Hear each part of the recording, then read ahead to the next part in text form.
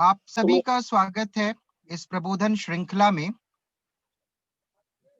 और जैसा हम सब ने निर्णय किया था कि जनवरी माह की जो प्रबोधन श्रृंखला है, वह प्रबोधन श्रृंखला आंदोलनों पर आधारित होगी। यह हम सब के लिए बहुत सौभाग्य की बात है कि हमारे बीच में श्री विनोद पांडे जी हैं। मैं विनोद दा के नाम से ही संबोधित करता आया हूं और वही करूंगा।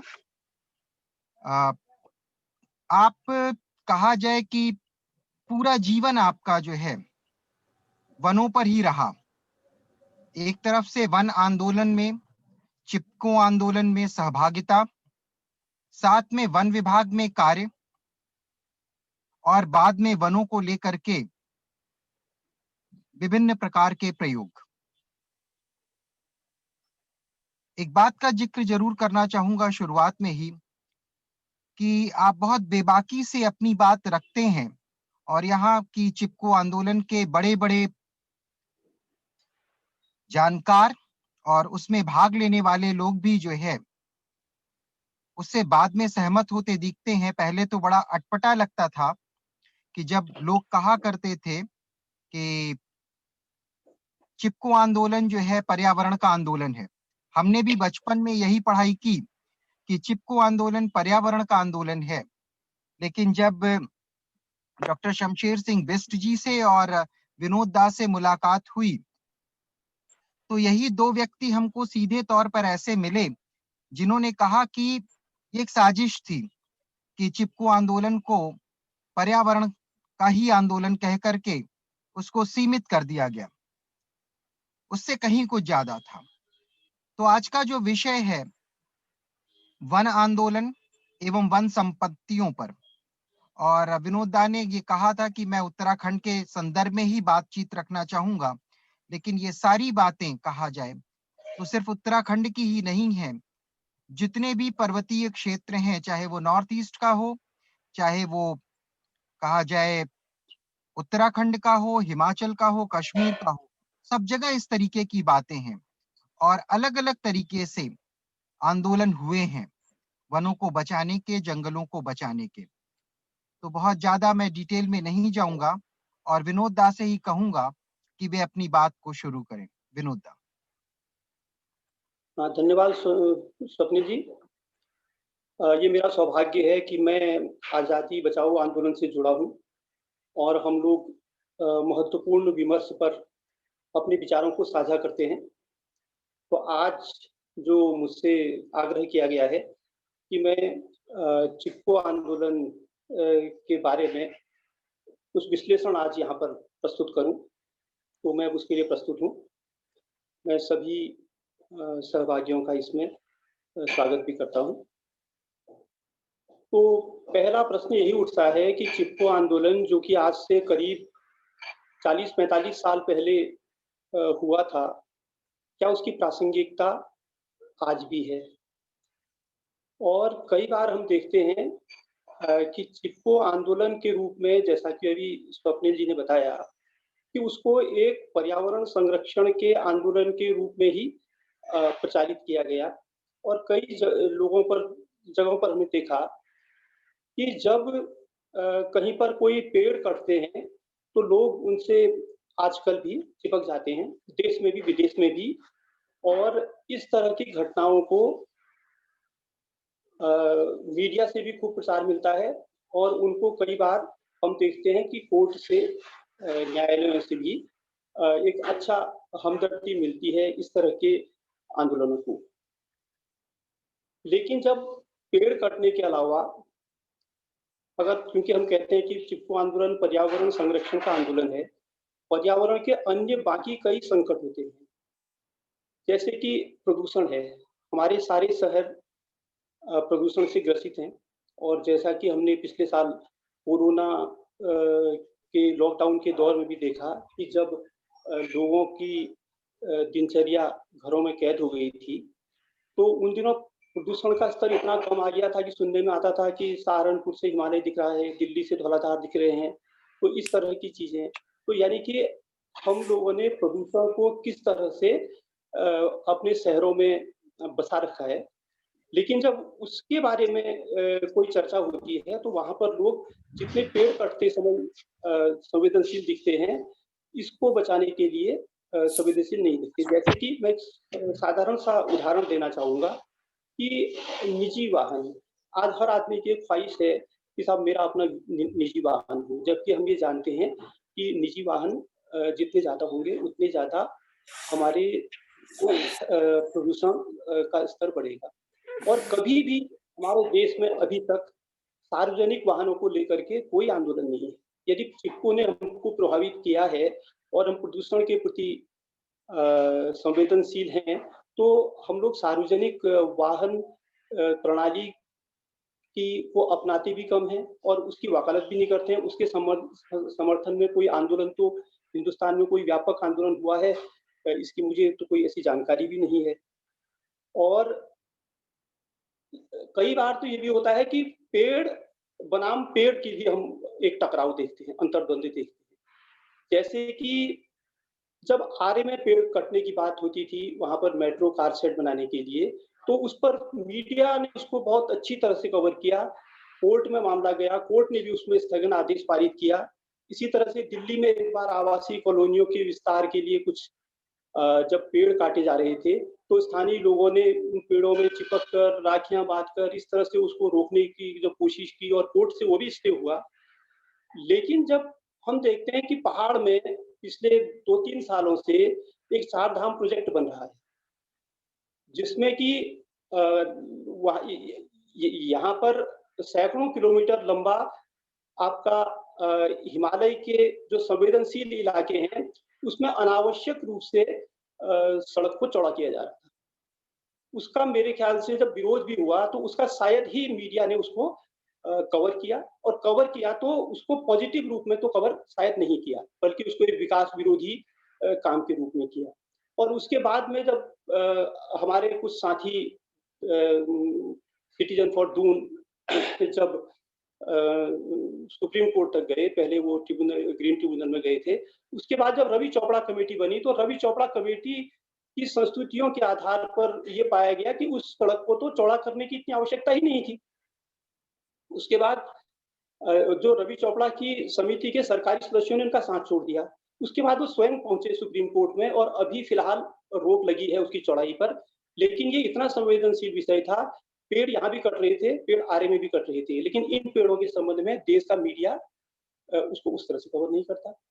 इसी तरह से जब हमारे यहाँ पर पंचेश्वर डैम बन रहा था, जिसमें कि हज़ारों किलोमीटर जो नदी के नदी घाटी क्षेत्र से, जो कि सबसे ज़्यादा जैव विविधता के अनुसार संवेदनशील क्षेत्र होते हैं, तो उन क्षेत्रों को जब पूरा डुबा करके एक पंचेश्वर डैम जो आधा भारत में, आधा नेपाल में बनना है, उसके बारे में हमारे राजीव गांधी तो गिरफ्तार भी हुए उस पे।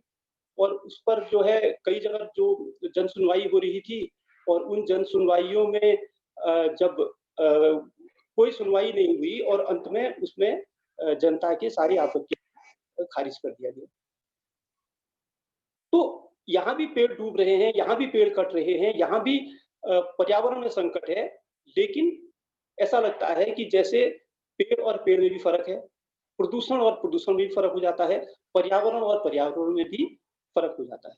तो चिपको की प्रासंगिकता क्या है कि हम लोग क्या वास्तव में पर्यावरण के प्रति इतने संवेदनशील हुए हैं? और सच पूछो तो चिपको आंदोलन के बारे में जब मेरी कई बार लोगों से बातचीत होती है, तो मैं पूछता हूँ उनसे कि भाई चिपको आंदोलन के बारे में हाँ, हम जानते हैं, क्या था? वो तो पेड़ बचाने का आंदोलन है। तो मुझे लगता है ये तो मौलिक रूप से एक गलत सोच है, भ्रामक सोच है, गलत तो मैं नहीं कह सकता हूँ, एक भ्रामक सोच है, क्योंकि वो इससे बढ़कर कहीं कुछ और था। और इसको समझने के लिए हमें चिपको आंदोलन के पूरे पृष्ठभूमि को समझना ज़रूरी है। दरअसल आम तौर में ये एक धारणा बनी है क्योंकि प्रचार ज़्यादा मिला है, जो 1973 से लेकर के 80 के बीच में उत्तराखंड के जंगलों को लेकर जो एक आंदोलन हुआ, जिसका नाम बाद में चिपको आंदोलन के नाम से जाना गया, जिसका मुझे भी जिसमें भाग लेने का सौभाग्य मिला था। तो उस आंदोलन से पहले भी उत्तराखंड में बहुत बड़े वन बचाने के आंदोलन हुए, वनों के अधिकार वापस लेने के आंदोलन हुए हैं। तो इसके लिए हम सबसे पहले अंग्रेजों की हुकूमत जब से हमारे देश में लागू हुई और जब से उन्होंने जंगलों को अपने कब्जे में लेना शुरू किया, उस समय से जो विरोध हुआ, उस पृष्ठभूमि को हम थोड़ा-सा समझने की कोशिश करेंगे।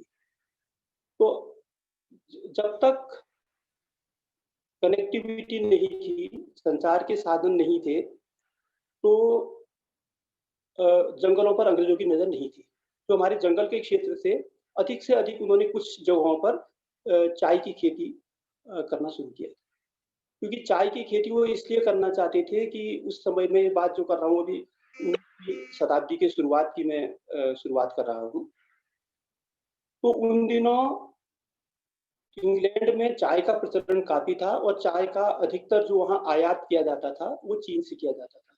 उन दिनों कोई अंतर्राष्ट्रीय मुद्राएँ नहीं थी, इसलिए सोने के बदले किया जाता। तो अपनी सोने को बचाने के लिए अंग्रेज लोग चाहते थे कि हम हिंदुस्तान में चाय का उत्पादन करें। तो हमारे जो पुराने जो भी हमारे चाय के बागान हैं, जो देश में बने हुए हैं, वो अधिकांश उस समय से उनकी शुरुआत हुई थी।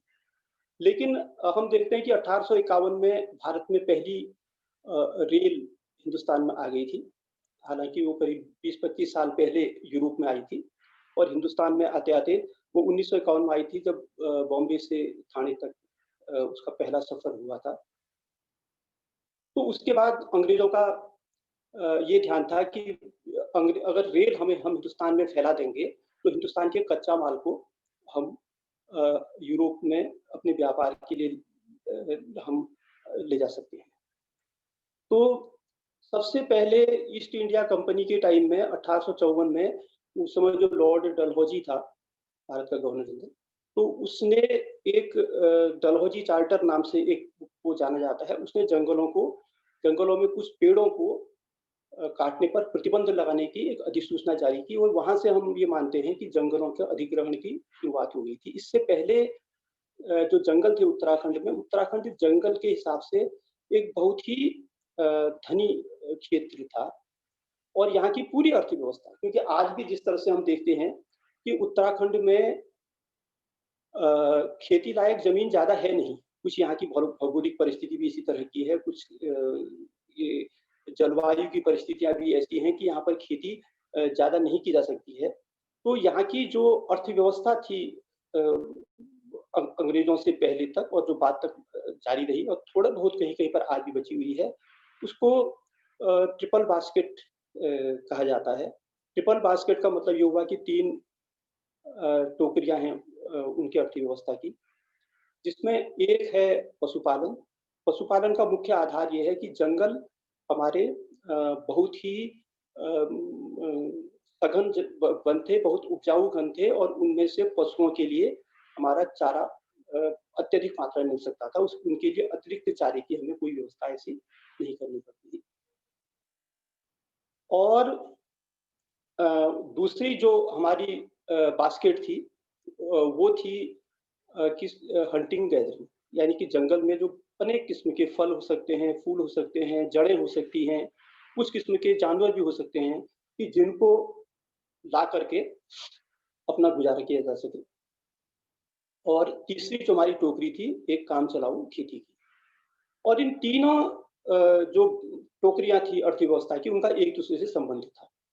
पशुपालन हमारी खेती को का सहारा था क्योंकि अच्छी खाद मिल जाती थी पशुपालन से और पशुपालन के साथ उनको जो जंगलों में उनका विचरण होता था, वहाँ से जंगल से कई किस्म के हमें खाद्य पदार्थ मिलते थे। तो जब अंग्रेज़ों ने यहाँ पर की जंगलों पर अपना आधिपत्य जमाना शुरू किया, तो ये अर्थव्यवस्था पर हमारा बहुत ज़्यादा प्रभाव पड़ा। अंग्रेज़ों की एक बड़ी ख़ासियत ये थी क्योंकि इंग्लैंड जो था वो एक तरह से एक लोकतंत्र देश था, डेमोक्रेटिक कंट्री। तो उसमें वो कुछ भी काम करते थे, पहले ही नियम कानून बना देते थे। उससे उनको एक लीगल सैंक्टिटी मिलती थी, एक विधिक उनको अधिकार मिल जाता था कि हम जो कुछ कर रहे हैं, हम कानूनन कर रहे हैं। तो हिंदुस्तान में आने के बाद उन्होंने सबसे पहले 1864 में एक फॉरेस्ट एक्ट वो लाए, वो सबसे पहला फॉरेस्ट एक्ट था। उस फॉरेस्ट एक्ट का केवल पर्पस एक ही था कि हम किसी भी ज़मीन को अब हम आरक्षित वन घोषित कर सकते हैं या रिजर्व फॉरेस्ट। रिजर्व फॉरेस्ट का अर्थ ये हो जाता था कि अब इसमें जो गाँव वाला जो भी है, उनके अधिकार सब समाप्त हो जाएँगे। उनको केवल उतने ही अधिकार मिलेंगे जितने अधिकार हम उनको देंगे और इन अधिकारों का नाम दिया गया था हक-हकूक़। कि आपके जितना हमने सीमित कर दिया उससे ज़्यादा। जिन क्षेत्रों में उसमें कहा जाएगा कि आप अपने पशु नहीं ले जाएँगे, वहाँ पशु नहीं ले जाएँगे। जिस लकड़ी को नहीं ला सकते हैं, उसको नहीं ला सकते हैं। जो पेड़ नहीं काट सकते, उनको नहीं काट सकते। तो और उस इस तरह के जो जंगल थे, उनमें से उनका उद्देश्य ये था कि अब हम इसमें से वाणिज्यिक उपयोग के पेड़ों को अपने लिए काटें। तो इस जो एक्ट को लाए, क्योंकि वो अपने को बहुत लोकतांत्रिक बताते थे अंग्रेज लोग, तो उन्होंने इसके पीछे एक थ्योरी दी थी, उसको कहा जाता है व्हाइट मैन्स बर्डन थ्योरी, कि मतलब ये जो काले लोग हैं, इनको दुनिया में कुछ नहीं आता है, ये अनाड़ी, अज्ञानी लोग हैं और ये गोरे लोगों पर एक बोझ है और इनको सँभालना, इनकी संपत्तियों को सँभालना हमारा काम है, तो ये अपने जंगलों को बर्बाद कर रहे हैं और इनके जंगलों को हम सँभाल रहे हैं और हम उनको वैज्ञानिक तरीके से हम उनको सँभालेंगे। अंग्रेज़ों के पास जंगल नहीं थे इंग्लैंड में भी, तो उनको जंगलों का कोई इंतज़ाम, यहाँ तक कि जंगल को ठीक से काटने का तरीका भी नहीं आता था। क्योंकि इससे पहले 1950 के आस-पास से टिहरी के राजा ने अपने सारे जंगल 500,000 रुपए के लगभग सालाना रेट पर एक अंग्रेज व्यापारी कोई विल्सन था, तो उसको दे दिए थे। वो ये करता था कि देवदार के उत्तरकाशी और हर्षिल के इलाके के सारे पेड़ों को काट कर और भागीरथी में बहाकर हरिद्वार तक लाया करता था और बड़े अच्छे उससे अपने दाम प्राप्त करता था। उनको कोई विशेष तरीका नहीं था। विल्सन एक व्यक्तिगत व्यापारी था और उसके बाद जब अंग्रेज़ों ने विधिवत जब इसको लेना शुरू किया, तो उन्होंने इसके लिए कुछ फॉरेस्टर लाए जर्मनी से, जो उनको फॉरेस्ट्री के बारे में ज्ञान देते थे, क्योंकि जो आधुनिक फॉरेस्ट्री उस समय थी, वो जर्मनी में विकसित हो रही थी। तो इन फॉरेस्टों को, जब इन जंगलों को वो लाए, तो उसका मुख्य पर्पज़ यही था कि हम रेल के विस्तार के लिए इसको लाएँगे। रेल के आने से हमें दो तरफ़ा चोट थी। पहली चीज़ तो ये थी कि रेल की पटरियों के निर्माण में बहुत ज़्यादा लकड़ी की ज़रूरत थी, रेल के कोचों में बहुत ज़्यादा ज़रूरत थी और वो रेलवे लाइन जब वहाँ बिछ जाएगी, तो उसके बाद यहाँ के तमाम कच्चा माल को ढोने के लिए वही रेल फिर काम किया। तो रेल एक तरह से जंगलों के लिए बहुत ही खतरनाक साबित हुई थी और इसके लिए उन्होंने कहा कि हम एक वन प्रबंध लाएँगे। उस वन प्रबंध को उन्होंने कहा था कि हम वैज्ञानिक प्रबंध करेंगे इसमें, साइंटिफिक मैनेजमेंट ऑफ फॉरेस्ट के नाम से लाए थे। उस साइंटिफिक मैनेजमेंट का उनका पर्पस था कि हमें एक सस्टेन्ड यील्ड चाहिए, यानी कि एक अनवरत हमें उपज चाहिए जंगल की। अब जब जंगल के पेड़ लगातार काटेंगे, तो निश्चित है कि वो लगातार काटते-काटते, क्योंकि पेड़ बहुत और फसलों की तरह तेज़ बढ़वार तो होती नहीं है, तो वो जो है उपज घटती जाएगी। तो उन्होंने ये किया कि उस पर एक उसके लिए सिल्वीकल्चर लाई। सिल्वीकल्चर का अर्थ होता है कि जंगल को उगाने का जो विज्ञान है, उसको सिल्वीकल्चर कहा जाता है। तो सिल्वीकल्चर से उन्होंने सस्टेन्ड यील्ड स्थापित करने की कोशिश की और उस सस्टेन्ड यील्ड के तहत उन्होंने क्या किया कि जो जंगल में मिश्रित प्रजातियाँ थी, यानी कि जो वाणिज्यिक प्रजाति के अलावा अन्य प्रजातियाँ थी, उस तरह के सारे पेड़ों को उन्होंने कटवा डाला, ताकि उन जंगलों में केवल वही प्रजातियाँ हों जो कि वाणिज्यिक रूप से उनके लिए उपयोगी हो। तो इसमें एक बहुत मैं आपको रोचक बात बताऊँ, ये मतलब एक अनुभव वाली बात है कि जो वाणिज्यिक प्रजाति के पेड़ होते हैं, आम तौर पर उनका स्थानीय लोगों की आजीविका के लिए उपयोग नहीं हो पाता है, और जो उनकी आजीविका के उपयोग की जो पेड़-पौधे होते हैं, वो उनका आम तौर पर वाणिज्यिक उतना उपयोग नहीं होता है। इसका एग्ज़ाम्पल है जैसे चीड़ का जंगल, जिसका वाणिज्यिक उपयोग, चीड़ और देवदार का इनका वाणिज्यिक उपयोग बहुत ज़्यादा है, लेकिन स्थानीय जनता की आबादी में इनका कोई विशेष योगदान इनका नहीं होता है। और पेड़ों के साथ-साथ जंगल में कई गौण वनोपज होते हैं, जैसे घास-पात है और कई किस्म की झाड़ियाँ हैं और छोटे-छोटे पेड़-पौधे हैं, जो कि जानवरों के चारे के रूप में काम आते हैं, चाहे वो वन्यजीव हों या वो पालतू जीव हों। तो जब किसी जंगल को अ, एक वाणिज्यिक प्रजाति के जंगलों में ही वो बदला जा रहा था, तो एक तरह का वो एक मोनोकल्चर था, और मोनोकल्चर आज हमारे पारिस्थितिकी के लिए बहुत बड़ा खतरा है। और एक नेचुरल फॉरेस्ट के बारे में एक बात ये भी कही जाती है कि एक जो नेचुरल फॉरेस्ट होता है, प्राकृतिक वन जो हो जाता है, वो एक सेल्फ रीजेनरेटिंग सिस्टम है, कि उसको किसी के हस्तक्षेप की ज़रूरत नहीं होती है। वो अपने प्राणियों के बीच में एक स्वयं एक सामंजस्य बनता है। तो जंगल में कई बार जो एक समझ बनती है कि साहब पेड़ के समूह को जंगल कह देते हैं। पेड़ का समूह केवल पेड़ का समूह ही कहा जाएगा। जंगल उसको कहा जाएगा जो कि अपने को खुद रीजेनरेट कर सकता है। यानी उसकी जितनी प्रजातियाँ हैं नेट, उन सारी की सारी प्रजातियों को उनमें एक ऐसा विनिमय होगा आपस में उनके बीच में कि सबके बीच में एक संतुलन बना रहता है। और इनमें अकेला पेड़ नहीं मिलेगा आपको, उसमें पेड़ के साथ झाड़ी मिलेंगे, पौधे मिलेंगे, घास, कई किस्म की घासें होंगी, कई किस्म के फफूंदे होंगे, मॉस होते हैं, फर्न होते हैं, कई तरह के जीवाणु होते हैं।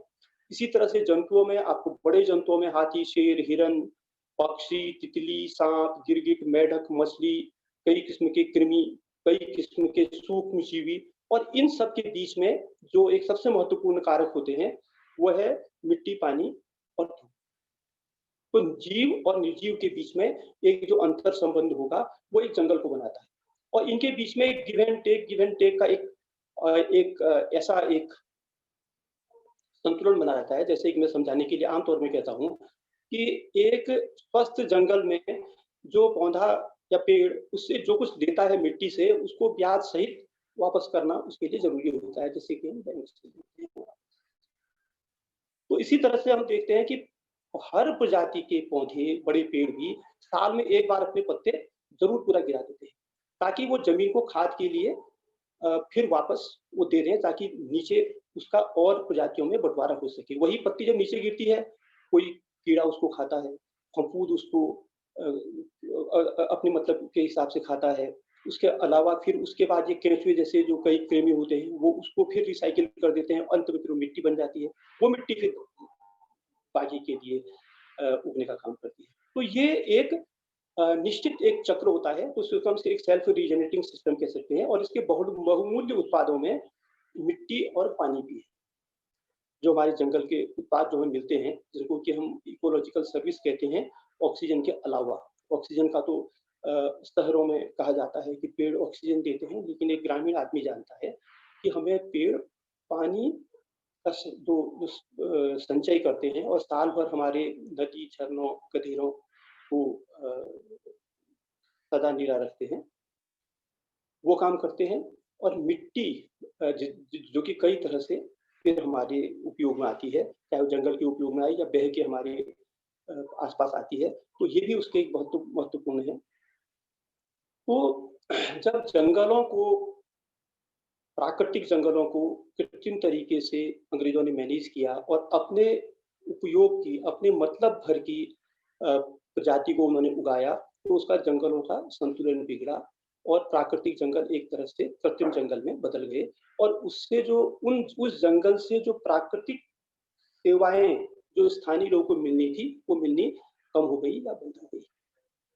तो उसका जो परिणाम हुआ, स्थानीय लोग उससे आंदोलित हुए। ये विरोध कई बार पैसिव रूप में था कि जैसे कि 1864 में जब पहली बार किया था, तो उसके बाद जब इसका विरोध हुआ, कुछ लोगों ने जब इसकी शिकायतें की, तो 1976 में कुछ छूट दे दी गई। लेकिन उसके बाद जब रेल का विस्तार होने लगा, तो सारी छूटें फिर वापस ले ली गई और बाद में जैसे-जैसे रेल का जैसे मैं आपको बताऊँ कि हमारे यहाँ पर जो जब आप नैनीताल कभी-कभी आते होंगे, तो जो आखिरी रेलवे स्टेशन उसका नाम ही काठ गोदाम है। यानी कि वो काठ को ढोने के लिए बनाया गया था और वो करीब 1893 के आसपास बन चुका था।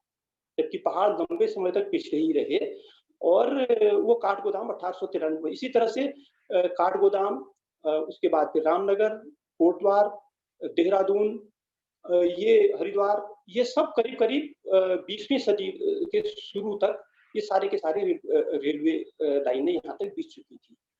तो इनके लिए जो जिस तरह से लकड़ियाँ लगातार जा रही थी और इनके माध्यम से जो लकड़ी यहाँ से जा रही थी, उसके लिए जंगलों की बहुत ज़्यादा ज़रूरत थी और ये 1900 से 1915 के बीच में वनों का कटान और वनों का अतिक्रमण बहुत तेज़ी के साथ हुआ और उस दौर में यहाँ पर एक बहुत बड़ा आंदोलन चला था जो कि कुमाऊँ परिषद यहाँ पर थी और उसका नेतृत्व संयोग से गोविंद बल्लभ पंत जी ने किया था, जो कि उत्तर प्रदेश के आज़ाद उत्तर प्रदेश के मुख्यमंत्री रहे पहले और भारत के गृह मंत्री भी रहे जवाहरलाल नेहरू टाइम में।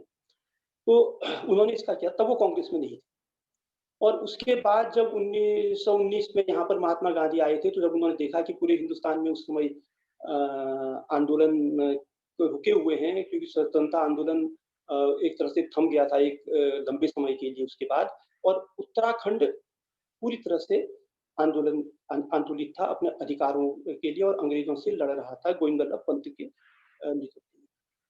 तो उस वो एक बहुत बड़ा आंदोलन था। उस दौरान इस तरह की भी कुछ वारदातें हुई कि कई जगह पर जंगलों को आग लगाया गया, कहीं पर जो जंगल से जो लीसा निकाला गया था, लीसा के डिपो को आग लगाई गई और वार्ताओं के दौर चले। तो उसके बाद एक फॉरेस्ट ग्रीवांस कमेटी नाम से बनी थी, जिसके गोविंद बल्लभ पंत जी भी एक महत्वपूर्ण सदस्य थे। उसमें कई अंग्रेज अधिकारी और वनाधिकारी थे और एक ऐतिहासिक रूप से 4000 वर्ग मील करीब 6000 वर्ग किलोमीटर का जंगल जो आरक्षित था, उसको प्रोटेक्टेड में बदल दिया गया। यानी कि उसमें जनता के लिए लगभग सब कुछ अलाउ कर दिया गया।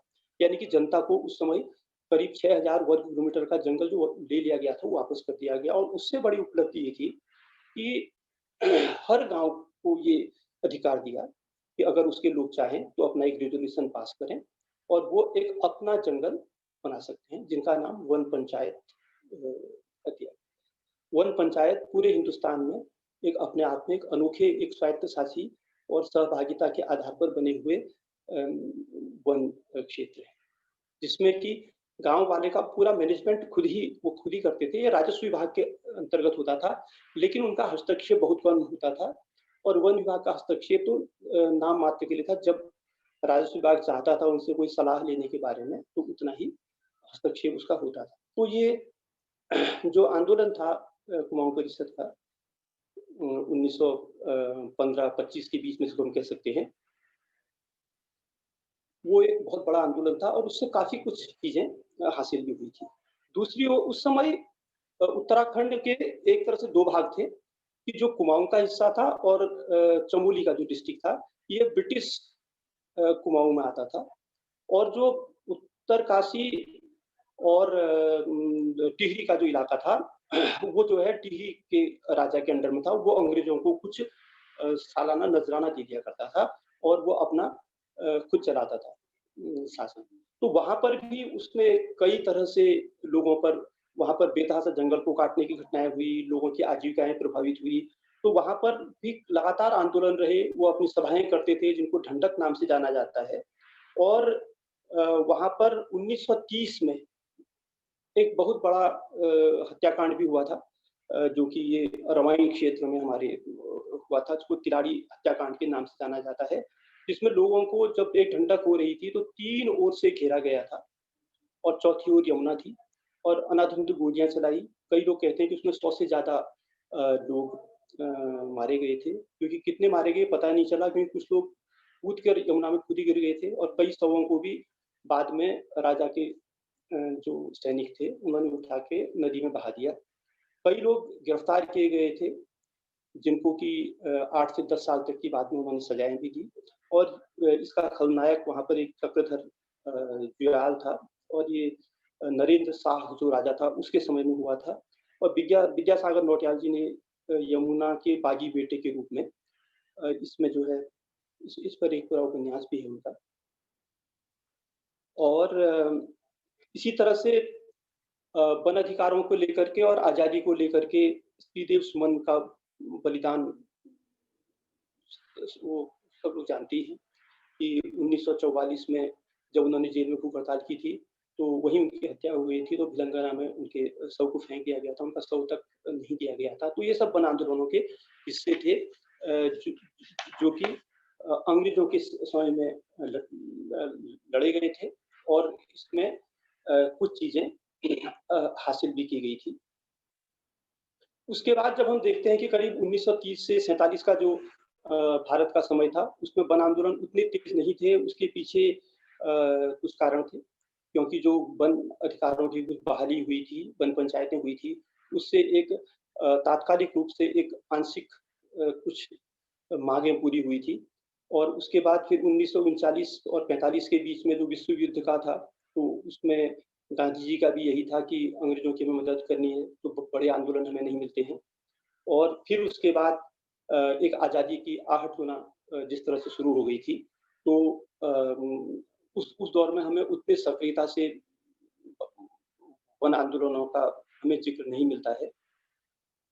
लेकिन इसका अर्थ ये नहीं था कि जो जंगलों में जो आरक्षित जंगल थे, जो रिज़र्व फ़ॉरेस्ट थे, उनमें उसी विधि से कट रहा था, जिसको कि मैंने अभी शुरू में कहा कि जिसको उन्होंने एक वैज्ञानिक प्रबंध कहा था, जिसको एक तरह से हम इकोलॉजी के हिसाब से कह सकते हैं कि अवैज्ञानिक वन प्रबंध था, जिसमें कि सारी प्रजातियों को खत्म करके जंगल को एक कृत्रिम जंगल के रूप में बदला जा रहा था और वो दिनों-दिन उसका कुप्रभाव बढ़ता जा रहा था।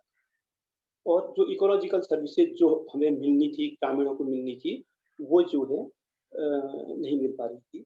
तो आज़ादी के बाद फिर बार-बार जनप्रतिनिधियों द्वारा ये माँग की जाती रही कि हमारे हक-हकूक़ बढ़ाए जाएँ, ये बहुत कम हैं और जो जितने हमें अधिकार दिए गए हैं उससे हमारा गुज़ारा नहीं हो पा रहा है, ग्रामीण लोग संकट में हैं, हम पर कई तरह के बाधाएँ हैं अपनी आजीविका को हासिल करने के लिए।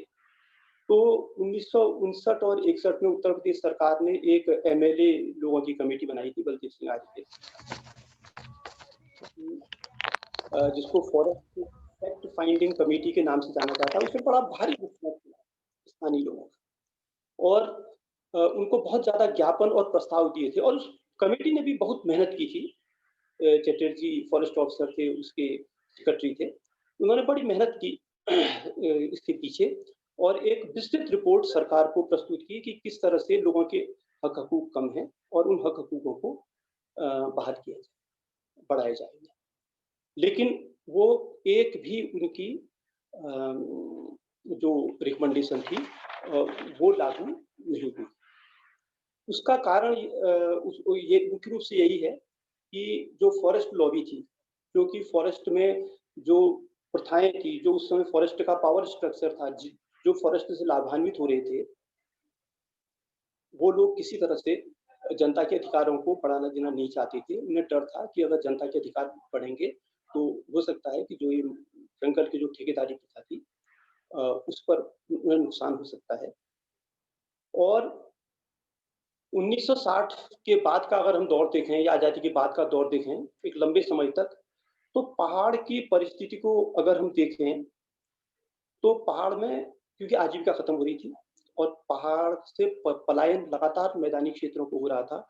ये पलायन स्वैच्छिक नहीं था, ये अंडर ड्यूरेस था, संकट के कारण था, परेशानी के सबब था और मैदानी इलाकों में ये स्थिति तक थी कि पहाड़ी का मतलब होता था बर्तन माँजने वाला या घरेलू नौकर। और अक्सर लोग कहते थे, हमारे बड़े लोग हमें बताते हैं कि जब वो लखनऊ जाते थे, तो कई लोग कहते थे, "भई एक हमारे लिए पहाड़ी ला देना, तो यहाँ घर में काम।" दूसरा उनका आसरा होता था फ़ौज। जो हष्ट-पुष्ट लोग होते थे, वो फ़ौज में भर्ती हो जाते थे। और तीसरा जो थोड़ा बहुत पढ़े-लिखे होते थे, वो 4th क्लास या क्लास 3 की नौकरी की कोशिश करते थे, वो भी निचले इलाकों में ज़्यादा मिलती थी। तो वो जब पैसा भेजते थे और उसके बाद फिर पहाड़ों की अर्थव्यवस्था चलने लगी। जो ट्रिपल बास्केट इकोनॉमी की जो बात की थी, आज वो फिर इस दौर में बदली, उसको मनी ऑर्डर इकोनॉमी का नाम दिया। यानी कि जो मनी ऑर्डर जब आएगा नौकरी से करके उनके बेटे का, तब उनके घर में खर्चे चलते। तो पूरी तरह से जो वन आधारित अर्थव्यवस्था थी, वो चौपट हो रही थी। इसके साथ-साथ कुछ लोगों ने पहाड़ों में स्वरोजगार के भी अपने उद्यम शुरू किए। इसमें सर्वोदयी कई लोगों ने लीसा संबंधी और रेशम उद्योग और इस तरह के कुटीर उद्योग जो पहाड़ों में हो सकते थे, वो शुरू किए थे। और चंडी प्रसाद भट्ट जी का बड़ा प्रसिद्ध है, जो दसौदी ग्राम स्वराज मंडल में उन्होंने कृषि यंत्र और खेल यंत्रों का खेल का सामान का बनाने का गोपेश्वर में उन्होंने एक अपना एक समूह बनाया था, जिसका नाम दसौदी ग्राम स्वराज मंडल था। और टिहरी में सुंदरलाल बहुगुणा जी भी उस समय एक्टिव थे। वो दंत श्रमिक सहकारी समिति के माध्यम से जंगल से लौट लेकर के स्थानीय लोगों को आजीविका देते थे। और जो फैक्टर उस समय के बहुत हलचल भरा अगर हम देखते हैं, तो हमें ये 70 का दशक दिखता है। वहाँ पर उस समय हम देखते हैं तो देश में भी वामपंथ का दौर था। इंदिरा गांधी ने बैंकों का राष्ट्रीयकरण 69 और ये राजाओं का प्रिवी पर्स खत्म करना, गरीबी हटाओ का नारा।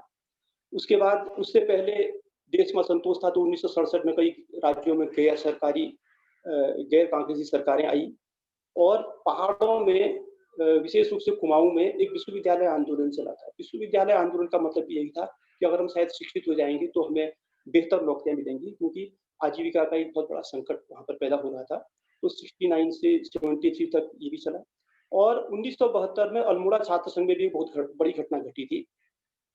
कि वहाँ पर एक वैकल्पिक छात्र राजनीति के जो एक नेता थे, वो उभरे थे और शमशेर सिंह बिष्ट वहाँ पर छात्र संघ के अध्यक्ष बने थे अल्मोड़ा के। और उन्होंने जंगलों में जो स्टार पेपर मिल को लकड़ी जो करीब 25 पैसा 40 पैसा प्रति किलो के हिसाब से प्रति क्विंटल के हिसाब से मिट्टी के भाव दी जाती थी स्टार पेपर मिल को, उसका पुरजोर विरोध भी किया था और अंत तक उन्होंने विरोध करके बाद में उस कॉन्ट्रैक्ट को खत्म भी करवाया था। और आज़ाद भारत में जो पीढ़ी पैदा हुई थी 47 के बाद, वो जवान हो गई थी। उनकी उम्र 20 से 25 साल के बीच में थी। उनकी कुछ आशाएँ थी। उनके दिमाग से गुलामी की मानसिकता से वो बाहर निकल रहे थे। बेरोज़गारी पूरे देश में बढ़ रही थी और पहाड़ों में लगता था कि वनों के रूप में अपार कच्चा माल है। वनों के अवैज्ञानिक प्रबंध से कई तरह की प्राकृतिक आपदाएँ सामने आने लगी थी। इसमें सबसे बड़ा था कि ये पीपल कोटी ये जोशीमठ से नीचे गोपेश्वर से ऊपर थोड़ा-सा, चमोली से ऊपर बिरही में एक बहुत बड़ा एक बाँध था, गोहना बाँध, वो टूट पड़ा, जिसमें सैकड़ों लोगों की मौत हुई थी और बाकी जो है लोगों की संपत्ति का भी बहुत बड़ा नुकसान हुआ। तो इस तरह से जो नैरेटिव बन रहा था पहाड़ में कि जो हमारे जंगल थे, उससे रोज़गार तो बाहर के लोगों को मिल रहा है और आपदाएँ हमारे लिए आ गई हैं। तो वहाँ पर से जंगल संरक्षण और जंगल से रोज़गार, ये 2 चीज़ें आपस में जुड़ने लगी कि हमें जंगल को संरक्षित भी करना है और हमें जंगल से रोज़गार भी लेना है। तो इस तरह से जो इस नैरेटिव के बीच में जब हम फिर आगे देखते हैं, पहले हमें ये समझना पड़ेगा कि उस समय जो जंगलों की जो ठेकेदारी व्यवस्था थी क्या थी? उस व्यवस्था को मालदारी व्यवस्था कहते थे। वो मालदारी प्रथा थी। मालदारी प्रथा में ये होता था कि सरकार जंगल में जो पेड़ को वन विभाग जिन पेड़ों को काटना चाहता था, उन पेड़ों पे एक मार्क लगा देता था और उन पेड़ों की सार्वजनिक रूप से नीलामी हो जाती थी। और वो जो भी ठेकेदार उसको खरीदता था, वो माल उसी का होता था और इसलिए उसको मालदार कहा जाता था और ये एक तरह से मालदारी प्रथा थी।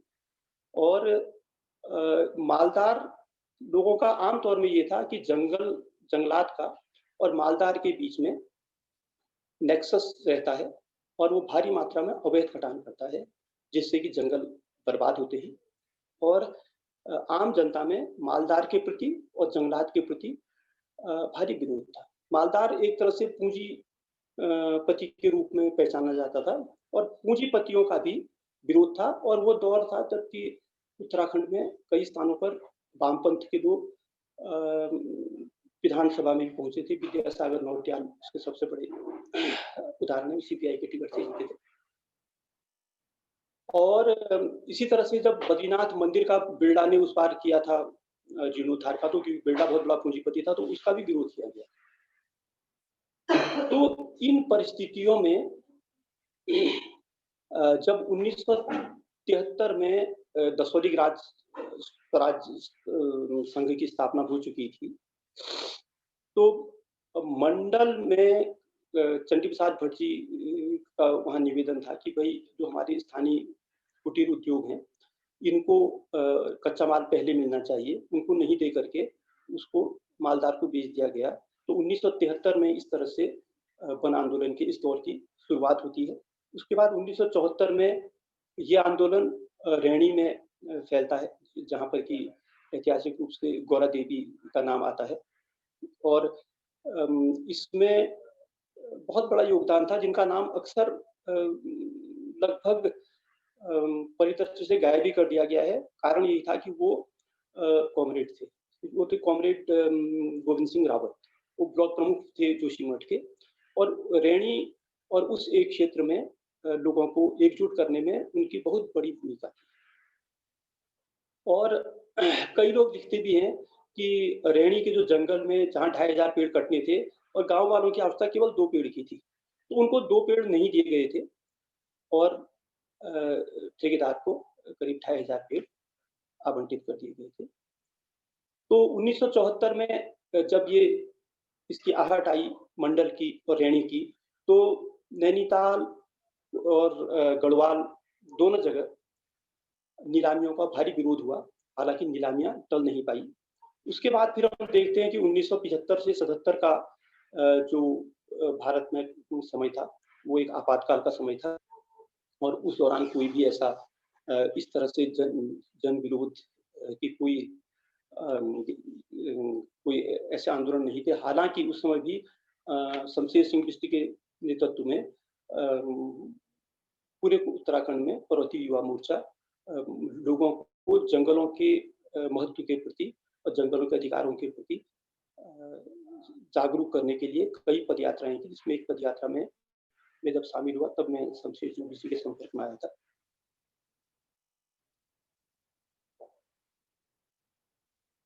उसके बाद सन 77 में जब जनता पार्टी शासन आया, आपातकाल हटा और दूसरी आजादी इसको कहा गया। लोगों की महत्वाकांक्षाएं बहुत थी, उम्मीदें बहुत थी। 1977 में फिर उत्तराखंड संघर्ष वाहिनी का गठन हुआ मनान में, जुलाई 1977 में। उसके संयोजक शमशेर सिंह बिष्ट और चंडी प्रसाद भट्ट संयुक्त रूप से थे और इसे बने कुछ ही दिन हुए थे, कुछ एक आध महीना भी हुआ था कि तवा घाट में बहुत बड़ा भूस्खलन फिर आ गया। इसमें कई हमारे जवान मारे गए और हमारी एक गांव का बहुत बड़ा हिस्सा बह गया। तो उत्तराखंड संघर्ष वाहिनी ने इसको जंगलों से ही जोड़ते हुए इसके लिए आंदोलन चलाया, जो अल्मोड़ा में भी चला, नैनीताल में चला और तवा घाट में। और ये बिल्कुल ऐतिहासिक रूप से है, पहली बार हुआ कि वहाँ के जो लोग जिनकी संपत्ति बह गई थी, उनको तराई भाबर के इलाके में उनको पुनर्वास किया गया सफलतापूर्वक। उसके बाद तुरंत ही बाद उसी साल 1977 में नैनीताल में 6 से 8 अक्टूबर तक जंगलों की नीलामी, कुमाऊं के जंगलों की नीलामी का तय हुआ था और उत्तराखंड संघर्ष वाहिनी ने ही उसका बीड़ा उठाया और उसमें 8 लोगों को गिरफ्तार किया गया उस दिन। नीलामी स्थल पर, और लेकिन उनको गिरफ्तार करते ही इतना बड़ा जन विरोध पैदा हो गया कि उन लोगों को तो छोड़ना ही पड़ा, साथ में उन्होंने नीलामी भी रद्द करनी पड़ी। ये फिर एक तरह से ऐतिहासिक क्षण था कि हिंदुस्तान के इतिहास में पहली बार एक क्षण था जबकि जंगलों की जो नीलामी हो रही थी उसको जन प्रतिरोध के आगे उसको रद्द करना पड़ा। लेकिन उसके बाद क्योंकि उस समय जंगल उत्तर प्रदेश सरकार के रेवेन्यू के बहुत बड़े स्रोत थे, वो उसको रोक नहीं सकते थे। उन्होंने 28 और से 30 नवंबर 77 तक नैनीताल में फिर जो रोक दिए गए थे ऑक्शन, उसकी नीलामी दोबारा कराने का प्रयास किया।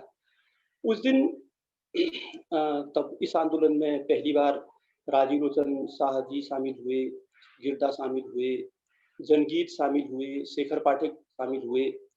मैं तो अक्टूबर से ही शामिल था इसमें, और एक 18 लोग लगभग गिरफ्तार हुए थे, लेकिन सारा जन समुदाय नैनीताल का सड़कों पर लगभग जो कहते हैं लिटरली कि लगभग पूरा जन समुदाय सड़कों पर आ गया, स्कूल कॉलेज सब सड़कों पर आ गए, और नीलामी फिर एक बार रोकनी पड़ी। लेकिन उसमें दुर्भाग्यपूर्ण रूप से वहाँ पर ऐतिहासिक कई इमारतें थी नैनीताल क्लब की जहाँ पर ये ऑक्शन चल रहा था, वो उस असामाजिक तत्वों ने जला के राख कर उसकी। लेकिन पूरे देश में प्रतिक्रिया हुई क्योंकि एक तो नीलामी रुक गई थी, दूसरा एक बहुत बड़ा अग्निकांड हो गया था, तो देश के राष्ट्रीय अखबारों में तक उसकी चर्चा थी। और हेमवती नंदन बहुगुणा जो कि वन आंदोलन के खिलाफ थे, उन्हें भी उस बार इसके समर्थन में एक वक्तव्य देना पड़ा। इसका बहुत बड़ा एक प्रभाव पड़ा था। इसके बाद गढ़वाल में अधिकांश जगहों पर नीलामी का भारी विरोध हुआ और अधिकांश जगहों पर नीलामियां नहीं हो पाई।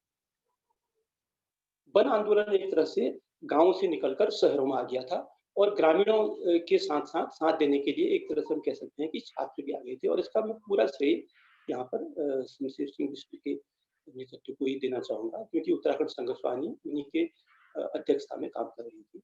और उसके बाद जब इस आंदोलन से संबंधित लोगों को फिर दोबारा गिरफ्तार करने की कोशिश की थी जनवरी में, तो फिर पूरे गढ़वाल के छात्र आंदोलित हो गए थे, और 24 फरवरी को पूरा उत्तराखंड इतिहास में पहली बार एक साथ बंद हो गया।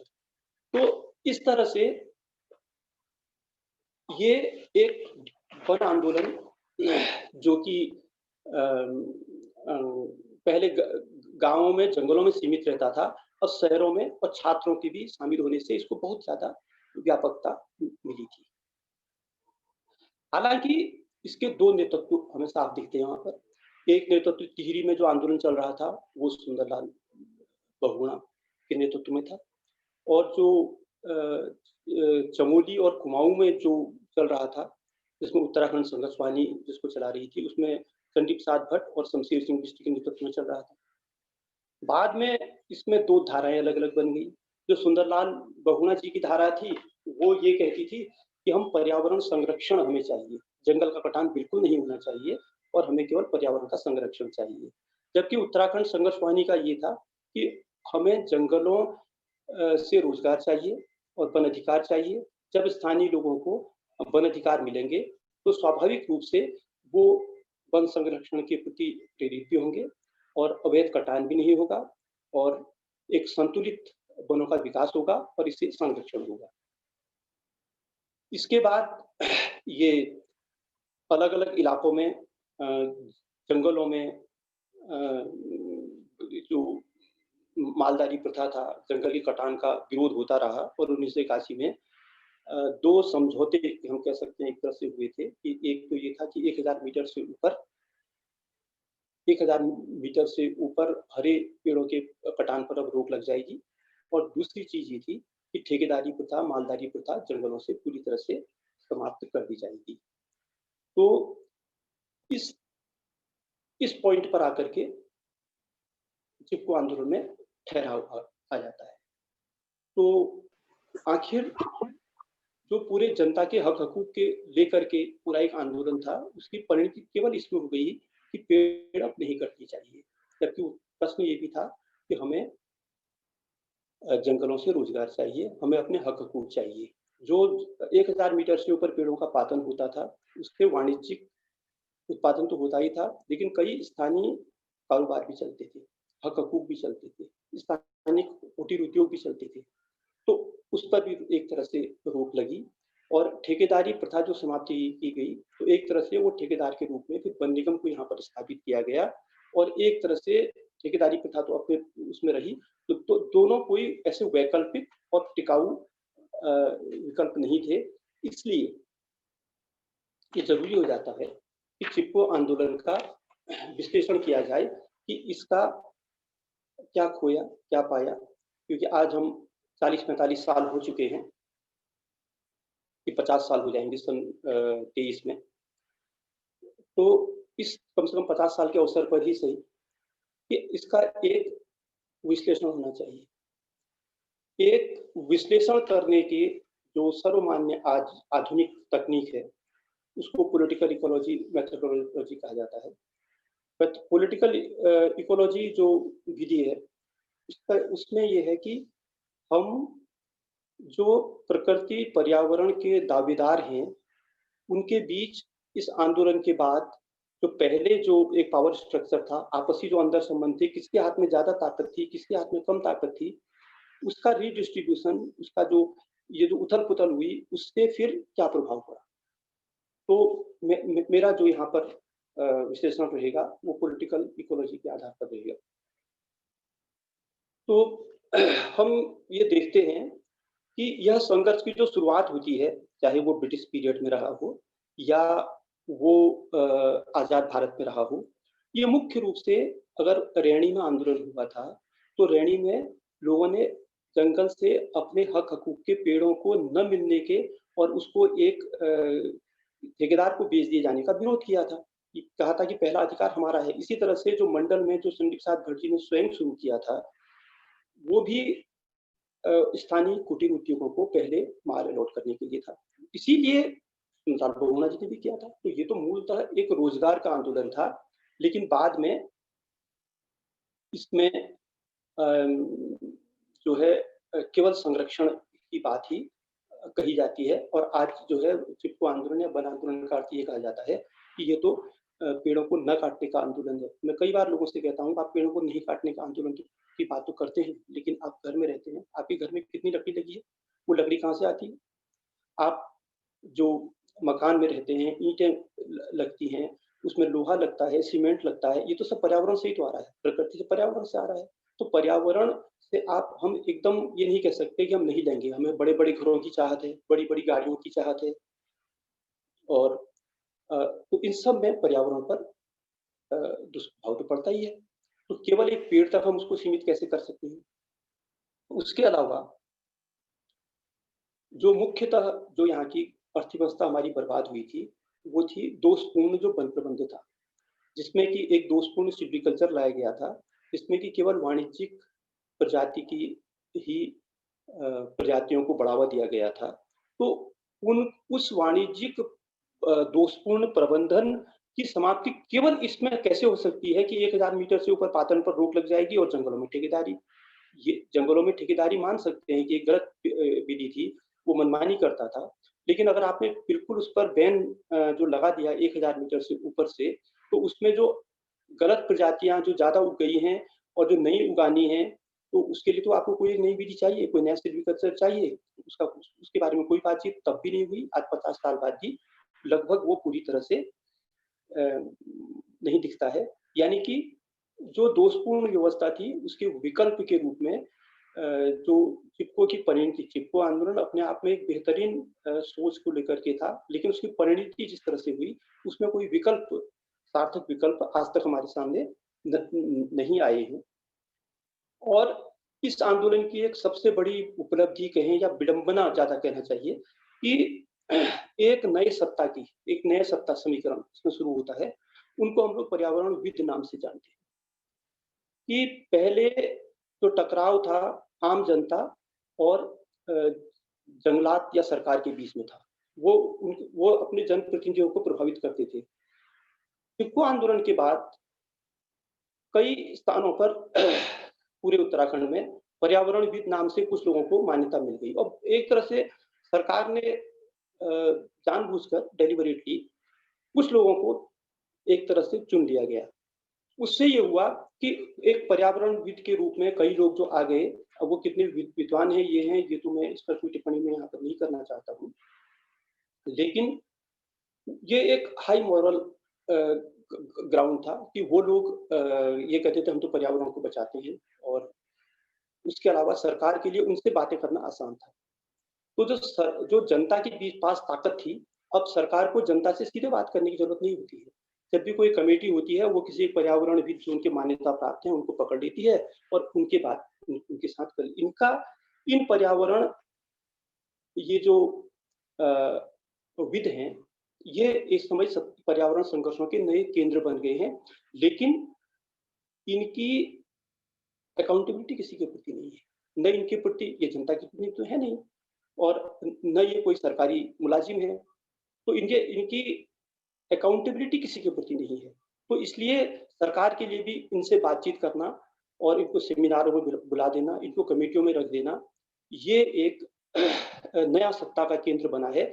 इसके बाद इस तरह के जो पर्यावरणविदों के बारे में जो, क्योंकि चिपको आंदोलन के बाद कई आंदोलन और चले हैं। जब 1980 में वन संरक्षण आंदोलन आने के बाद विकास कार्य रुक गए थे, तो लोगों ने पेड़ काटो आंदोलन चलाया था।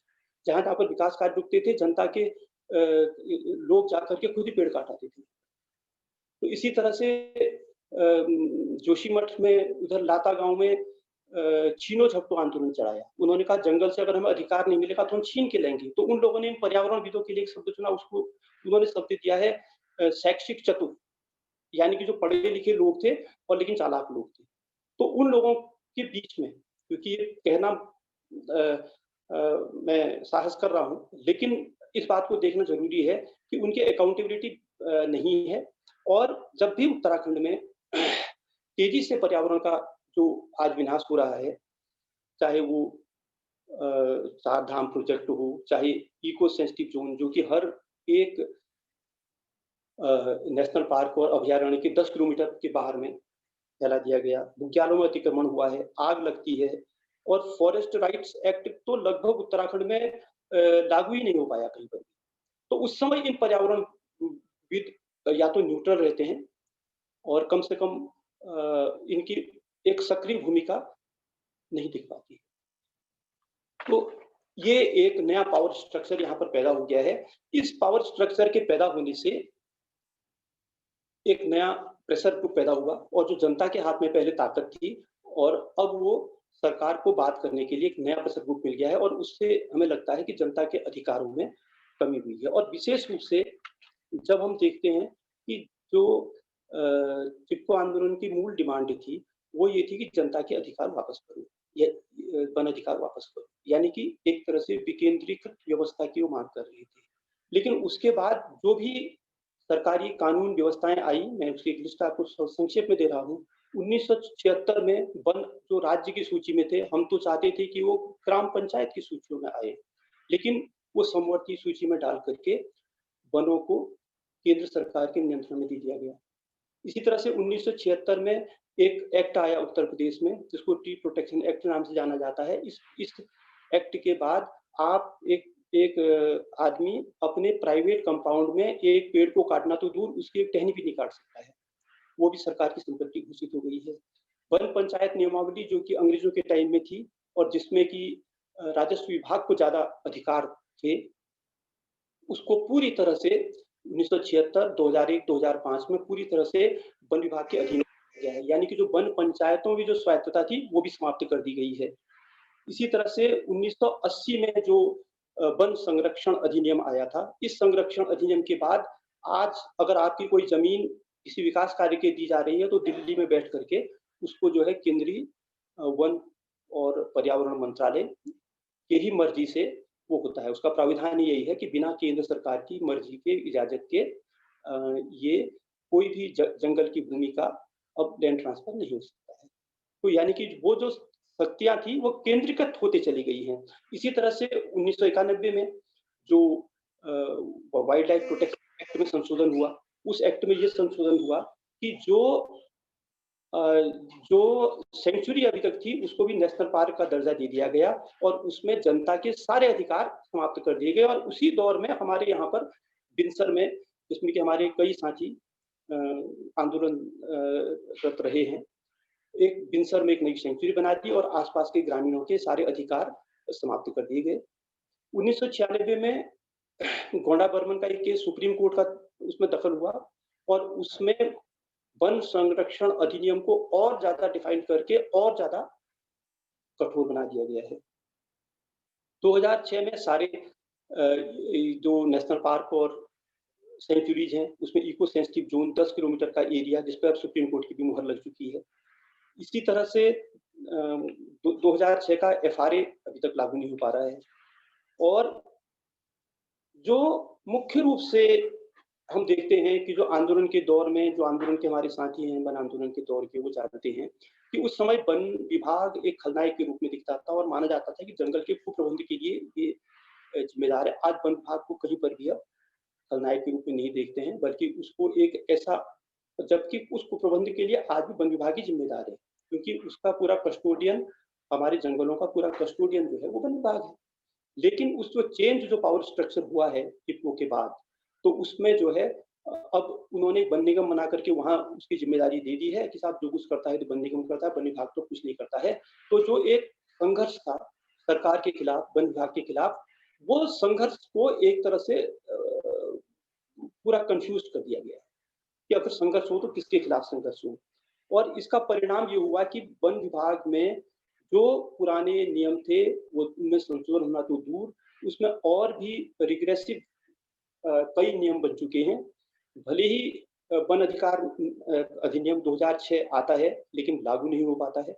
इसी तरह से जो कॉलोनियल स्ट्रक्चर था वो और मजबूत हुआ है और वन विभाग आज भी एक तरह से पुलिसिया रोल में हमें ज़्यादा दिखता है और वहाँ का जो ढांचा है वो भी इतना दोषपूर्ण है कि वहाँ पर का जो टॉप पे जो अफ़सर होते हैं, पीसीसी या प्रिंसिपल चीफ कंज़र्वेटर और चीफ कंज़र्वेटर लेवल के, उसमें कम से कम, जिसमें किसी आज से 15-20 साल पहले एक अधिकारी होता था, आज वहाँ पर करीब 30 अधिकारी हैं और नीचे जहाँ पर फॉरेस्ट गार्ड वगैरह होता था, वहाँ से कम 25 से 40% तक कर्मचारियों की कमी है। तो पूरी तरह से नौकरशाही हावी है और उसके बावजूद वन विभाग आज एक मिस्टर क्लीन की तरह ये हमें दिखता है। तो जो पावर स्ट्रक्चर चेंज हुआ इस आंदोलन के बाद, वो जनता के पक्ष में नहीं हुआ, बल्कि वो जनता के विपक्ष में हुआ और ऐसा हमें आंदोलनों में दिखता है। अगर आप अन्ना हजारे लोकपाल वाले आंदोलन के दौर भी देखते हैं, तो उस समय के जो मुद्दे थे, वो मुद्दे सही थे, लेकिन उसकी जो परिणति हुई, वो हम देखते हैं कि वो किस तरह से हुई। वो मुद्दा भी कहीं पर नहीं है और उस समय जो सरकार हमें भ्रष्ट रूप में दिखती थी, अब वो सरकार भी नहीं है, तो अब किसके खिलाफ आरोप है? इसमें कई तरह के नए नैरेटिव पैदा हुए। आमतौर में कुछ नैरेटिव हमें कन्फ्यूज़ भी करते हैं। उसमें वंदना शिवा ने तो इसको इको फेमिनिज़्म करके एक नई धारा बना दी थी कि ये नारीवाद, पर्यावरण का नारीवाद एक तरह से, जबकि ये आम जनता की लड़ाई थी। इसी तरह से रैणी को कुछ लोग तीर्थ स्थल की तरह मानते हैं और जबकि जंगल जहाँ भी है, वहाँ भगवान बसेंगे, वहाँ पर हमारा कर्तव्य भी होता है।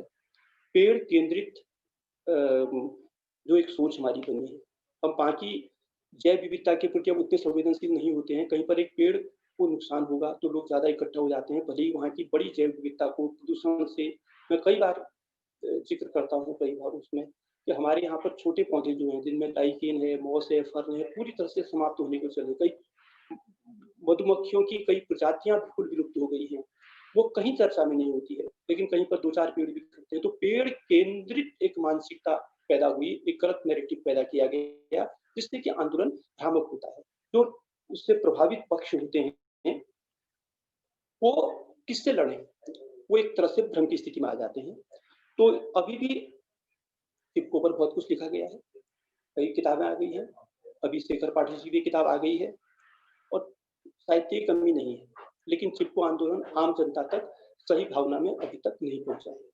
मैं ये चाहता हूँ कि चिपको आंदोलन इतना संक्षेप में, इतने सरल भाषा में लिखा जाए कि एक A4 साइज की कागज में लिख करके हमें दे दिया जाए, ये चिपको आंदोलन था, ये इसकी सफलताएं हैं, ये इसकी असफलताएं हैं, वो हर आदमी की जेब में आ जाए और हर आदमी उसको पढ़ सके और आसानी से समझ सके, ताकि हम उनको उनके वन अधिकारों के प्रति, क्योंकि चिपको की धारणा ये थी कि जब लोगों को अपने वन अधिकार जंगलों से मिलेंगे, तो आपको पुलिस की, वन विभाग की, किसी की ज़रूरत नहीं है कि जंगल को बचाने के लिए। उस जंगल को, जिसको जैसे दुधारू गाय की सेवा की जाती है, तो जंगल जब स्थानीय लोगों के लिए दुधारू गाय बन जाएगा, तो लोग उसकी रक्षा करेंगे। तो जंगलों का संरक्षण निश्चित रूप से है, लेकिन वो वाया पीपुल है कि जब पीपुलों को आप वहाँ पर एम्पावर करेंगे, पीपुलों लोग को जब आप उनके वन अधिकार देंगे। तो इसके बजाय केवल आप संरक्षण की बात कर रहे हैं और लोगों के अधिकार आप लगातार कम कर सकते हैं, तो इससे वन संरक्षण कैसे हो सकता है? तो चिपको की जो धारणा हमारे सामने दी जाती है कि चिपको एक संरक्षण का आंदोलन था, वो एक भ्रामक स्थिति पैदा करता है और उससे नुकसान ही बढ़ता जा रहा है। हम देखते हैं कि अवैध कटान है, अवैध जानवरों की अवैध शिकार है, आग है, अतिक्रमण है, तस्करी है, ये दिनों-दिन जंगलों में बढ़ती जा रही है। कारण यही है कि हम चिपको के संदेश को ठीक से नहीं पहुँचा पाए हैं और हमें चाहिए कि हम सरल भाषा में, संक्षेप में, जो मैंने कहा कि A4 साइज़ के कागज़ में पूरा लिख कर के समझ में आ जाए। हमें बहुत मोटी-मोटी किताबों की उसकी ज़रूरत नहीं होगी आम जनता तक संदेश, क्योंकि जिस जिसने इसको शुरू किया था, उसके समझ में बात आए, जिसने इसको ठीक करना है, उसके समझ में बात आए। मैं अपनी बात यहीं पर समाप्त करना चाहूँगा।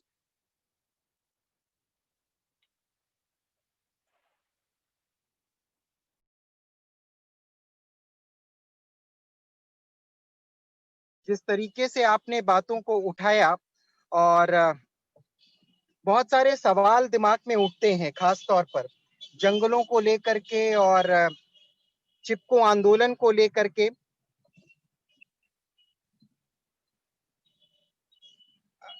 एक सवाल है जो अक्सर मेरे दिमाग में कौंता रहता है, और जब आप कह रहे थे कि जो चिपको आंदोलन था वह लोगों के रोजगार का भी आंदोलन था, और वर्तमान की अगर स्थिति हम देखें विशेष रूप से उत्तराखंड पर, तो उत्तराखंड की जो अर्थव्यवस्था है वह पूरी की पूरी अर्थव्यवस्था टिकी हुई है काफी हद तक पर्यटन पर और चार धाम यात्राओं पर।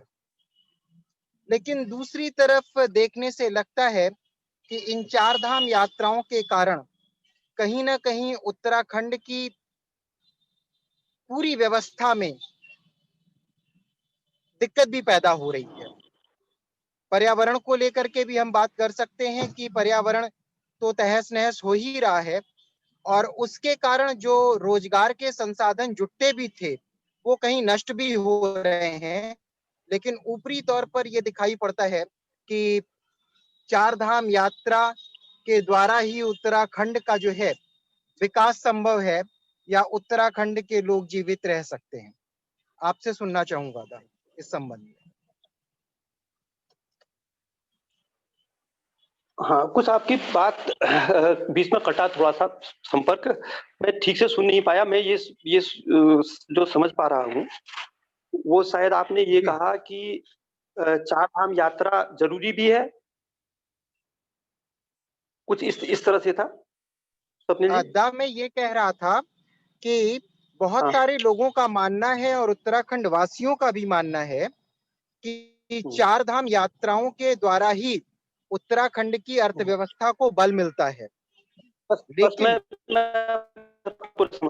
समझ गया हूँ, मैं समझ गया हूँ। जी, जी, मैं समझ गया हूँ। तो जो जी, मैं जिस चार धाम परियोजना की बात कर रहा हूँ, वो एक हमारे प्रधानमंत्री का दरअसल ड्रीम प्रोजेक्ट है, जो कि सारे चार धामों को, गंगोत्री, यमुनोत्री, बद्रीनाथ, केदारनाथ, इनको जोड़ने वाली सड़कें हैं। और ऐसा नहीं कि वो सड़कें पहले नहीं थी, वो सड़कें पहले भी थी, बल्कि उनकी चौड़ाई जो कि 5 मीटर रिकमेंडेड थी, उनको 10 मीटर चौड़ा किया गया।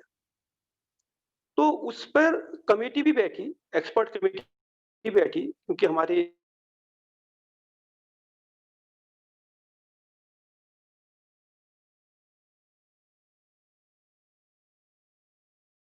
जो चौड़ा करने की बात नहीं कर रहे हैं, उसके 5 मीटर से पूरी आराम से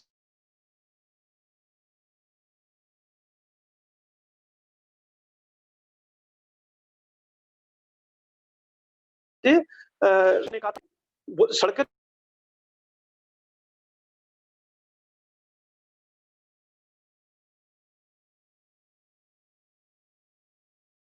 तो हमारे पास ये है कि चार धाम हमारे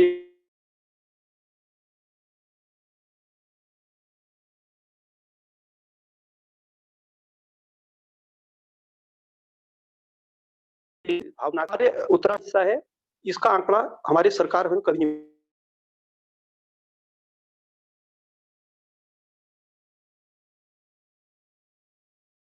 बताती है। आप जाते हैं स्कूल और आपके ये जो आजकल जो टेलीफोन, मोबाइल हो गया है, ये भी सब सर्विसेज में आते हैं और इसका टोटल जो जीडीपी का उत्तराखंड का हिस्सा है,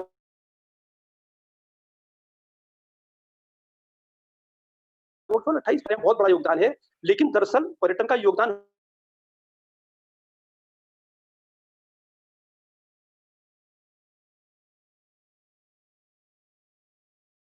होना चाहिए, मतलब पर्यटन होना चाहिए जो कि सस्टेनेबल हो।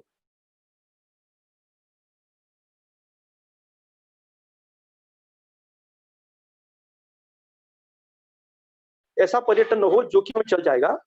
तो आपकी आवाज हमको कट कट के आ रही है, थोड़ी सीधा। उसको जो है तो ये कह रहा हूँ कि जो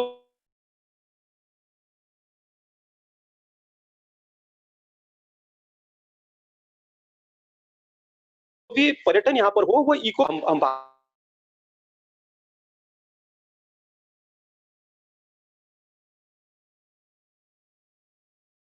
सस्टेनेबल नहीं होगा, ये मेरा कहने का मतलब है। जी, अब आपकी आवाज थोड़ी स्पष्ट है। हमारे साथ बहुत सारे मित्रगण जुटे हुए हैं, तो उनसे अनुरोध है कि अगर उनके सवाल हों कुछ या कुछ टिप्पणियां हों तो स्वागत है।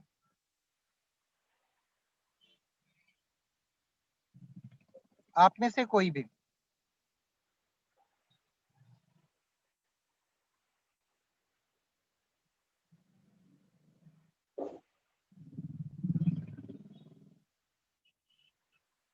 चलिए, शायद लोग इसको बार-बार सुनेंगे और फिर अगर जो है लोगों के सवाल होंगे और टिप्पणियां होंगी तो हम जरूर आपको अवगत कराएंगे और खुद भी जो है चर्चा को आगे बढ़ाएंगे। हमारे बीच में स्वराज विद्यापीठ के कुलगुरु प्रोफेसर रमाचरण त्रिपाठी सर हैं, उनसे हम अनुरोध करेंगे कि वे अपनी बात कहें। सर। सबसे पहले विनोद पांडे जी को नमस्कार। बहुत सुंदर व्याख्यान आपका रहा और कुछ मेरी नई समझ बनी आंदोलनों के बारे में भी और वन आंदोलन जिसकी चर्चा आप आज कर रहे थे उसके बारे में विशेष रूप से। जो बात मुझे बहुत नई लगी जो आपने उठाई आंदोलनों के संबंध में, वो ये थी कि कभी-कभी बहुत सारे आंदोलन जो होते हैं उनमें जो ऐसे लोग होते हैं जिनके विचार कुछ आपसे भिन्न होते हैं, वो आंदोलन की दिशा बदल देते हैं या बदल सकते हैं। वन आंदोलन जो हुए उनका एक रूप शायद इसीलिए नहीं हुआ, जैसा कि आप शायद कहना चाह रहे थे, कि उसमें जो थी दो अलग-अलग तरह की प्रेरणाएं जो थी निहित थी। एक तरफ जहां पर आपने पर्यावरण संरक्षण की बात की जो चिपको आंदोलन में दिखाई दी, और दूसरी वो जहां पर की जो लड़ाई थी वो जनता के अधिकारों की लड़ाई थी कि हम एक अपने लिए एक ऐसा जीवन चाहते हैं जो सार्थक हो, जो वनों से जुड़ा जरूर हो, वो हमारे प्राण हैं, लेकिन अगर वह केवल कुछ ऐसे विचारों तक सीमित हो जाता है जिनका हमसे कोई विशेष संबंध या निकट का संबंध नहीं है, तो वो हमारे ऐसे विचार हमारे किस काम के हैं। उदाहरण के लिए आपने जो इको फेमिनिज्म की बात की, उसमें जो फेमिनिज्म वाला पक्ष है उसकी तरफ शायद आप ध्यान आकर्षित करना चाह रहे थे, और उसी में जो है जो इकोलॉजी वाला था उसकी भी बात आप करना चाह रहे थे। तो वनों का संरक्षण तो होना चाहिए, लेकिन अगर जो है वनवासियों का और जो लोग उसके आसपास वनों के आसपास रह रहे हैं उनके जीवन को वो समृद्ध नहीं करता है आंदोलन, उनके अधिकारों को जो है वो सिक्योर नहीं करता है, तो उस आंदोलन से क्या लाभ होगा। लेकिन है यही जिसको शायद समझना आवश्यक है सभी आंदोलनकारियों के लिए, कि हम क्या करें कि जो कुछ ऐसे लोग हैं जिनके निहित स्वार्थ भी हैं, अगर निहित स्वार्थ नहीं है तो ऐसे स्वार्थ हैं जो हमसे, जिसको हम आंदोलन की जिसको जिस दिशा में ले जाना चाहते हैं उससे वो उसे भिन्न दिशा में ले जाना चाहते हैं, तो उनसे हम निपटें कैसे। मुझे लगता है कि शायद ये प्रश्न है जो कि जब हम आंदोलन की चर्चा इस माह कर रहे हैं उसे हमें सामने रखना ही पड़ेगा। हमें लगातार जो है आज़ादी बचाओ आंदोलन में भी इससे निपटना पड़ता है, जहां पर अनेक प्रकार के आंदोलन हैं। वो चाहते हैं कि अगर वो आंदोलन कर रहे हैं तो हम उनके साथ उसमें शामिल हों, क्योंकि वो आंदोलन कर रहे हैं और हम भी एक आंदोलन है, वो चाहे आंदोलन किसी भी कारण से किया जा रहा हो, राजनीतिक कारणों से भी किया जा रहा हो, तो उसमें जो है शायद किसी भी प्रकार के आंदोलन का आना जो है वो आवश्यक हो जाता है। जो बात शायद बहुत महत्व की है जो आप कह रहे हैं, जो मैंने सीखी, वो यह थी कि जहां पर आंदोलन हो रहा है, अगर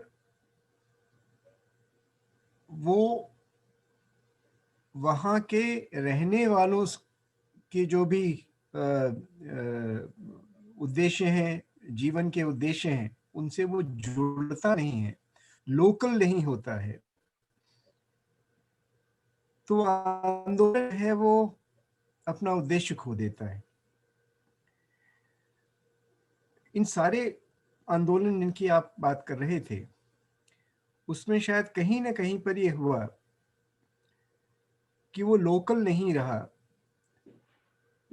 वो किसी और के हाथ में चला गया, और जब वो किसी और के हाथ में चला गया